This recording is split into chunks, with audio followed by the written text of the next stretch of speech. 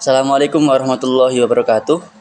Saya Randy Kurniawan dari Prodi PGMI Fakultas Tarbiyah Institut Agama Islam Syarifuddin Lumajang. Di sini saya akan menjelaskan tentang konsep dan fungsi manajemen pendidikan Islam. Jadi manajemen pendidikan Islam adalah pengorganisasian, perencanaan, pelaksanaan dan pengawasan kegiatan pendidikan di lembaga pendidikan Islam.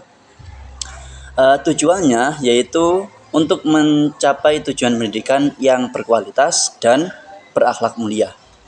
Misi dan ruang lingkup manajemen pendidikan Islam adalah penerapan prinsip-prinsip Islam dalam pengelolaan lembaga pendidikan. Ruang lingkupnya yaitu mencakup semua aspek pendidikan, mulai dari kurikulum, tenaga pendidik hingga sarana dan prasarana. Tujuannya yaitu membentuk individu yang berakhlak mulia, berilmu dan bermanfaat bagi umat. Prinsip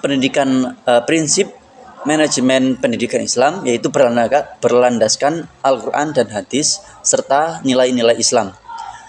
Untuk fungsinya yaitu mengatur dan mengelola semua kegiatan pendidikan di lembaga Islam. Manajemen pendidikan Islam memiliki fungsi penting dalam mencapai tujuan pendidikan. Fungsi-fungsi tersebut meliputi perencanaan, perorganisasian, pelaksanaan, dan pengawasan.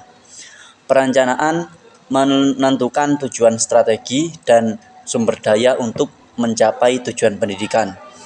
Pengorganisasian membentuk struktur organisasi, menetapkan tugas dan wewenang, serta membangun tim kerja yang efektif. Untuk pelaksanaannya yaitu menerapkan rencana yang telah dibuat, mengelola sumber daya dan memonitor proses pembelajaran. Perencanaan atau planning dalam lembaga pendidikan Islam adalah langkah awal dan yang sangat penting dalam manajemen pendidikan Islam, karena tahapan perencanaan meliputi analisis kebutuhan, kemudian penentuan tujuan, pengembangan kurikulum, dan penganggaran. Untuk yang pertama yaitu analisis kebutuhan, harus memahami kebutuhan dan tantangan pendidikan di lingkungan lembaga. Kemudian harus menentukan tujuan pendidikan yang spesifik, terukur dan sesuai dengan nilai-nilai Islam. Yang ketiga yaitu pengembangan kurikulum, yaitu merancang kurikulum yang terintegrasi dengan nilai-nilai Islam dan relevan dengan kebutuhan zaman. Yang keempat yaitu penganggaran, yakni menentukan kebutuhan dana, sumber perdanaan, dan alokasi anggaran untuk setiap kegiatan. Untuk pengorganisasian atau organizing dalam lembaga pendidikan Islam adalah bertujuan untuk membangun struktur organisasi yang efektif dan efisien. Tahapan pengorganisasian meliputi penentuan struktur organisasi, pendelegasian tugas, dan pembentukan tim kerja.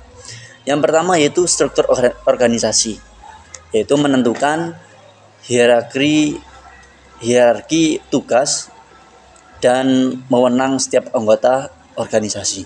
Yang kedua yaitu delegasi tugas, yaitu membagi tugas dan tanggung jawab kepada setiap anggota atau sesuai dengan keahlian dan kompetensinya. Yang ketiga yaitu pembentukan tim kerja, membentuk tim kerja yang solid, harmonis, dan bersemangat dalam menjalankan tugas. Untuk pelaksanaannya atau actuating dalam lembaga pendidikan Islam adalah tahap penerapan rencana yang telah dibuat. Pelaksanaan mencakup kegiatan pembelajaran, pengelolaan sumber daya, dan memonitoring proses pendidikan. Yang pertama yaitu menerapkan metode pembelajaran yang efektif dan berpusat pada peserta didik. Yang kedua, mengatur dan memanfaatkan sumber daya secara optimal dan menunjang proses pendidikan. Yang ketiga, melakukan pemantauan dan evaluasi terhadap proses pendidikan untuk memastikan berjalan sesuai rencana. Pengawasan atau controlling dalam lembaga pendidikan Islam adalah fungsi yang penting dalam manajemen pendidikan Islam untuk memastikan kegiatan pendidikan berjalan sesuai rencana dan mencapai tujuan. Pengawasan dilakukan untuk memonitoring, evaluasi, dan koreksi. Monitoring yaitu memantau dan mengevaluasi kegiatan pendidikan secara berkala. Evaluasi yaitu menganalisis data dan hasil monitoring untuk mengukur keberhasilan dan kekurangan. Koreksi yaitu melakukan tindakan korektif untuk memperbaiki kekurangan dan meningkatkan kualitas pendidikan. Kesimpulannya, manajemen pendidikan Islam sangat penting untuk mencapai tujuan pendidikan yang berkualitas dan berakhlak mulia. Diperlukan komitmen yang kuat dari semua pihak untuk menerapkan prinsip-prinsip manajemen pendidikan Islam secara efektif.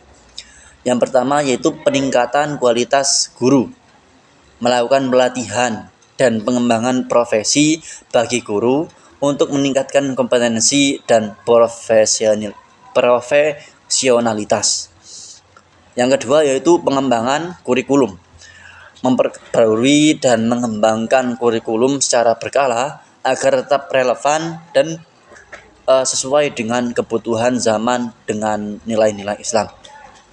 Yang ketiga yaitu peningkatan sarana dan prasarana, meningkatkan kualitas dan ketersediaan sarana dan prasarana pendidikan untuk mendukung proses pembelajaran yang efektif.